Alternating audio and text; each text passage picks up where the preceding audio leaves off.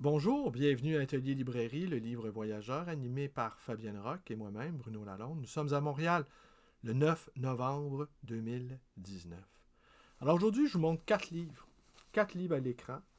Je vais vous lire un passage de celui-ci, par exemple, sur Gaston Bachelard, qui est, je pense, la réponse au temps pestilentiel que nous sommes. Je vous invite tout de suite, séance tenante, à vous procurer la psychanalyse du feu, et ces 4 éléments, la terre et les rêveries de la volonté, la terre et les rêveries du repos, l'air et les songes, et l'air et les songes, et l'eau, et bon, le titre m'échappe. Tous 4 volumes, sauf Psychanalyse du feu, paru chez José Corti. Gaston Bachelard, qui est pour moi la figure archétypale du lecteur. C'est le lecteur absolu, c'est le lecteur on rêve tous d'être. C'est le lecteur qui reprend possession de son esprit d'imagination. Cette nécessité-là. Et les poètes, alors c'est un lecteur des poètes, c'est un grand lecteur de Lautréamont, de René Char, entre autres. Et c'est quoi un poète? C'est quelqu'un qui nous ouvre l'esprit et qui nous propose une vision autre, qui nous offre des images et qui nous offre la possibilité, en recevant ces images, de développer les nôtres, qui nous amène par sa propre imagerie, une imagerie, une imagerie féconde, qui nous féconde, une imagerie qui nous amène à déployer notre propre imaginerie, notre propre imaginaire, notre propre capacité d'imaginer. Et l'atmosphère est si pestilentielle, hein, parce que les réseaux ont pour effet de plus on se rapproche, plus on se déteste. On va bientôt regretter l'atmosphère des centres d'achat où tout le monde se frôle, personne ne se parle, personne n'entre en contact, mais au moins on avait la paix. Là, tu dis quelque chose, paf, il y a un torrent de réactions positives, négatives, mais c'est harassant. Tu dis rien, ça te monte à la gorge, tu as envie de dire des choses. Mais voyant les réactions insensées que peuvent provoquer même certains propos d'une banalité à pleurer, nous serons sans doute assez nombreux dans un futur assez proche d'avoir la tentation de se taire. Mais se taire, c'est aussi capituler. Mais peut-être il y a une période, sommes-nous peut-être entrés dans cette période-là, où nous devons, d'une certaine manière, battre en retraite et retrouver l'usage de nos chers livres qui nous permettent de réfléchir, qui redonnent une certaine tonicité, une certaine plasticité à notre esprit. Alors c'est pour ça, Gaston Bachelard, L'inattendu, Les chemins d'une volonté de Jean-Michel Wavelet, paru chez l'Harmattan. Bon, l'Harmattan, c'est l'Harmattan, on n'en dira pas plus ici. Mais je l'ai lu assez rapidement, contrairement à Bachelard qui prônait la lecture lente. Hein. C'est un adepte de la lecture lente. Moi je lis lentement. Je lis lentement, mais il faut lire beaucoup. Hein. Quand on lit lentement, il faut lire beaucoup. Mais il y a des lecteurs. Parfois, par contre, je suis capable de lire vite. Hein. C'est comment il appelait ça, Bachelard? Il y a la lecture qui se fait sur le signe de l'animus, il y a la lecture qui se fait sur le signe de l'anima.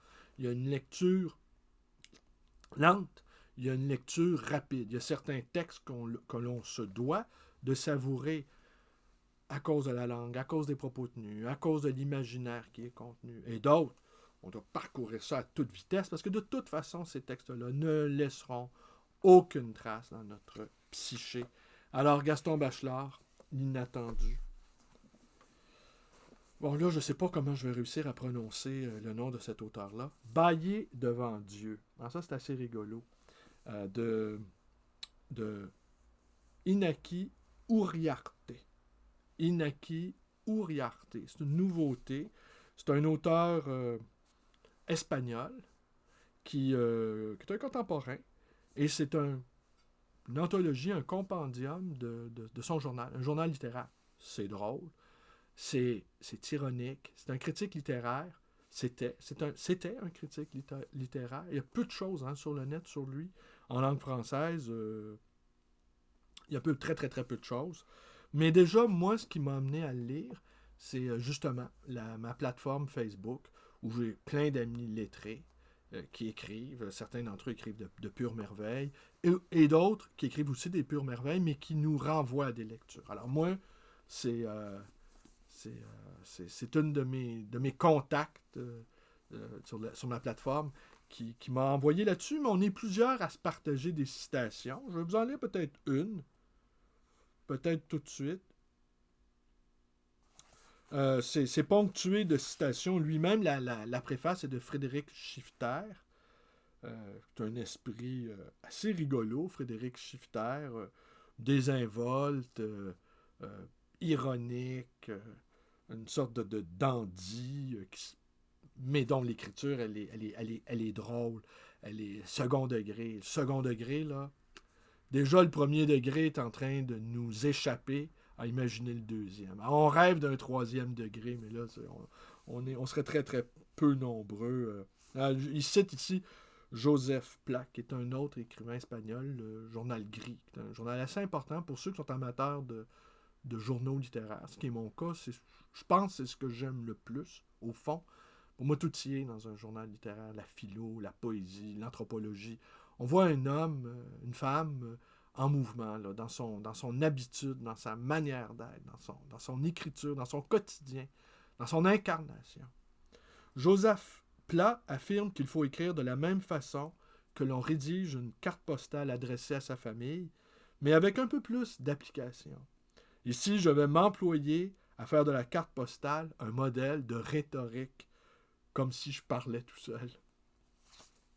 Vous voyez un peu le ton.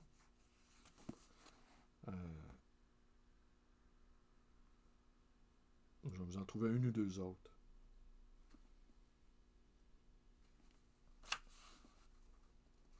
Un type brillant, d'une intelligence passable, caustique, rapide et éloquent, passera pour être quelqu'un de subtil, de bonne compagnie, sachant animer des conversations, mais ne parviendra jamais à obtenir l'estime sociale dont jouira un écrivain doté des mêmes qualités. Les gens n'ayant aucune pratique de l'écriture accordent plus de mérite à un texte imprimé qu'à un discours prononcé. Hein?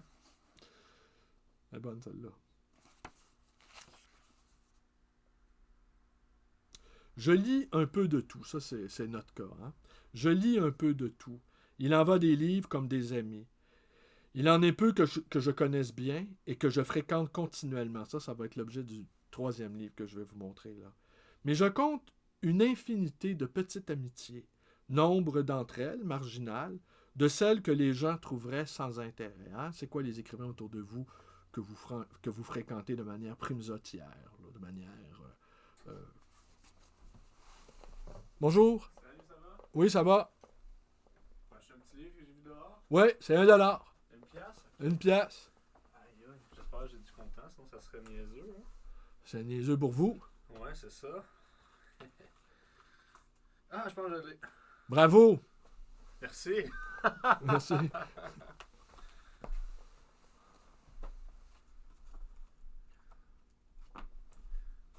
Merci, bonne journée. Également. Alors, vous venez d'assister en direct à une transaction de $1. Vous vous rendez compte? Ça, c'est les livres qui sont à l'extérieur de la librairie sur une table. Ma table à $1 pour attirer le chaland. Et vous voyez, je fais des profits mirobolants. Et c'était l'histoire du Québec de Léandre Bergeron, mais dans un état, $1, dans un état donc pitoyable. Où en étais-je donc? Ben oui. On poursuit donc avec les amitiés littéraires. Comme quelqu'un ayant passé une bonne partie de son temps en société et ayant fini par connaître nombre de personnes différentes, j'ai connu toutes sortes de livres. J'ai des amis désormais célèbres avec qui il m'arrive ce que, j'imagine, certaines personnes ont expérimenté avec les leurs. Nous les avons fréquentés autrefois sans devenir proches, mais du fait qu'ils ont acquis, avec le temps, une renommée en devenant ministres ou en occupant des places élevées dans la société, que nous les apercevons régulièrement dans les journaux ou à la télévision, nous nous persuadons que ce sont nos amis. Même si cela est faux, nous parlons d'eux comme s'ils étaient des proches. J'éprouve un peu la même chose avec certains écrivains. Cervantes ou Shakespeare, par exemple, sans parler de Dante ou d'Homère. Nous avons consacré autrefois une 12aine d'heures à la lecture de Balzac, et depuis, nous le citons toute notre vie comme s'il y avait entre l'écrivain et nous une amitié indestructible. Il m'est arrivé de passer le même nombre d'heures à discuter avec des personnes, mais de n'en garder aucun souvenir. Au dîner, il a été question de Barroya, Unamuno, Azorin, Peyman, Castracena, Zola, etc. On se serait cru à l'école. En partie parce que personne ne s'intéresse plus à la littérature contemporaine, mais aussi parce que ces écrivains, bien que peu lus, sont depuis tant d'années au centre des conversations que tout le monde a un avis à leur sujet. Chacun se sent obligé d'en dire un mot, un peu comme ce type qui ne cessait de parler de Stendhal et qu'un impertinent interrompit avec cette question « L'avez-vous lu au moins ?» à laquelle, sans rien perdre de son assurance, il répondit « Bien sûr, mon vieux, enfin, pas personnellement, mais... » Il est 11 heures, ça fait déjà presque 12 minutes que je vous entretiens. Peut-être que je vais m'arrêter simplement avec Bâiller devant Dieu, quel titre extraordinaire, de Inaki Uriarte, paru chez Séguier. C'est tout frais sorti, de même que le Bachelard. Alors je pense que demain, demain, je vous donne rendez-vous dès le départ avec Bachelard et je vais enchaîner avec une auteure qui est mon auteur préféré. Auteur, autrice. À la librairie, j'emploie de plus en plus le mot autrice et je vois bien les faits que cela provoque. D'imposer autrice, c'est un combat quotidien. Ouais. Moi, il m'arrive de céder. On ne peut pas être de toutes les batailles. Alors, un peu contre mon gré, je cède. Parce que je veux pas... Par contre, je ne céderai pas. Je vais à Paris. Je ne suis pas sur Paris. Voilà, il y a des choses on ne cédera pas, là. On n'est pas sûr. On va... ça y est, j'entends ma compagne qui, maugré du fond de son atelier, a dit « Ah non, tu vas pas revenir là-dessus? » Eh ben oui. Là, je l'entends rire maintenant. Mais pour le Québécois, apprendre à parler correctement sa langue... Ah, je l'entends encore plus sur les... C'est tellement difficile. Bruno! C'est tellement difficile.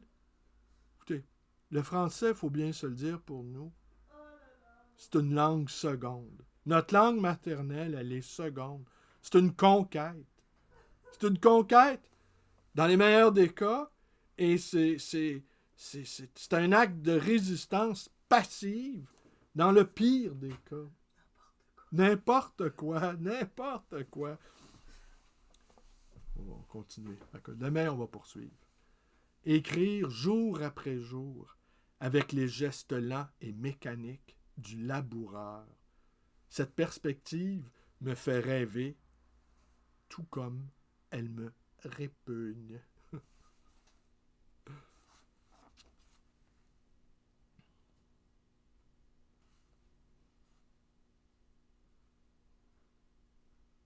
Nous aimons dire des personnes mauvaises qu'elles sont amusantes. Les mauvais coups nous amusent parce qu'ils s'apparentent à des plaisanteries. La plupart des plaisanteries portent davantage atteinte à la morale qu'à la logique. Oh, ça là, je l'aime bien. Ça. En 53 ans, je n'ai encore jamais rencontré quelqu'un vivant selon mon propre système, sans l'obligation de travailler et ne bénéficiant que d'une petite rente. Eh ben, ça paraît qu'il me connaît pas, Inaki Uriarte. Parce que moi, déjà, je dois vous avouer, depuis depuis l'âge de 30 ans, eh bien, je ne travaille plus. Voilà. Je joue. Bon, c'est sûr, le jeu, parfois, vous voyez, le misérable dollar qui a été déposé là, devant vous, fait que, financièrement, c'est pas toujours rigolo. Mais je suis tellement libre. C'est pour ça aussi dans le mot libraire, on entend libre comme l'air. Au fond, je suis libre. Je suis libre de dire ce que je veux. Là, c'est sûr, il faut se blinder parce qu'avec tous les fous furieux qui abondent sur les réseaux sociaux, il faut se faire une carapace. Mais ça, si vous n'aviez pas une carapace avant l'avènement des réseaux sociaux, eh bien, il est temps de vous en doter une. Parce que la folie, mais ça, est-ce qu'on le savait que le monde était fou? Les lecteurs de Shakespeare, est-ce que vous saviez que le monde était fou déjà, hein? Avant l'avènement des réseaux? Les réseaux n'ont fait que faire apparaître ce qui était là. Évidemment, il y a 10, 15 ans, on ne peut pas imaginer les gens qui avaient des chroniques dans les journaux ou à la télévision ou à la radio n'entendaient pas la rumeur que leurs propos pouvaient provoquer. Maintenant, il y a un effet de feedback. Les réactions, parce que fallait avoir l'oreille fine. Moi, je pensais, d'ailleurs, c'est pour ça que depuis longtemps, j'écoute plus la télévision. Je donnais des répliques dans mon salon. Je gueulais, espèce de con, qu'est-ce que tu racontes, ça n'a pas d'allure. Et à un moment donné, à force de m'engueuler devant ma propre télévision, j'ai jugé, bon, il fallait que je mette fin à cette activité. Insensé que de gueuler tout seul devant un écran. Maintenant, je parle tout seul devant un écran. C'est pas mal plus amusant. Non, blague à part. Mais le mécontentement était quand même audible. Alors, c'est sûr que ceux maintenant qui ont le crachoir officiel, on va dire, alors, c'est des torrents. Puis même ceux qui ne l'ont pas, c'est des torrents. Mais à partir du moment que tu ouvres ta bouche, t'écris quelque part. À partir du moment que tu existes, que tu es perçu, alors là, c'est sûr que ça va fondre sur toi comme des mouches noires, comme des moucherons. Et puis, si t'es vraiment important, ça va fondre sur toi comme des vautours. Alors, c'est seulement que la renommée fait la grosseur du volatile qui fond sur toi. Alors, petite renommée, petit moustique, grande renommée, grand vautour. Alors, voilà. Et en grand nombre aussi. Alors là, ils sont sur les fils et puis ils t'attendent au détour. Bachelard. L'humour, la retraite, la poésie, la rigolade. Je vous reviens demain avec 2 autres livres. Alors, merci. Alors, une dernière petite.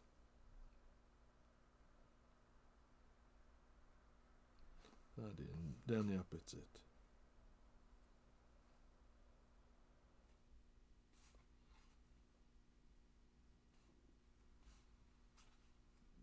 Il parle beaucoup de Montaigne, c'est une de ses références.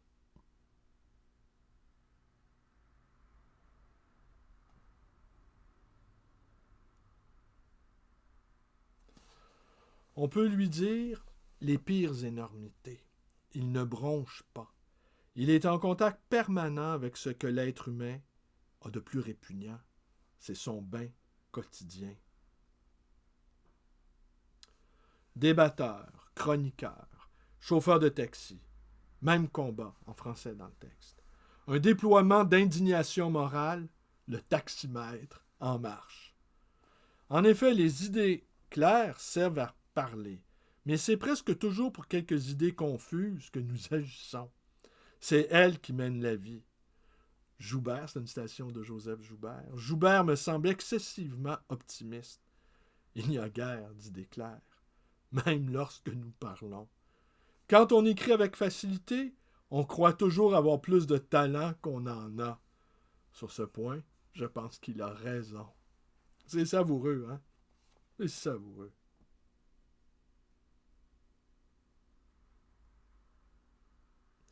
Non, là, c'est vraiment la dernière. Nombre de ceux qui veulent devenir écrivains vendraient leur âme au diable pour bien écrire. Ce que j'ai appris avec l'expérience, on peut être un salaud et bien écrire. Et il est fort probable que seuls les salauds parviennent à bien écrire. Voilà, je laisse méditer là-dessus. Je laisse méditer là-dessus. Alors, bonne journée, connaissez la suite. Bonne journée à tous.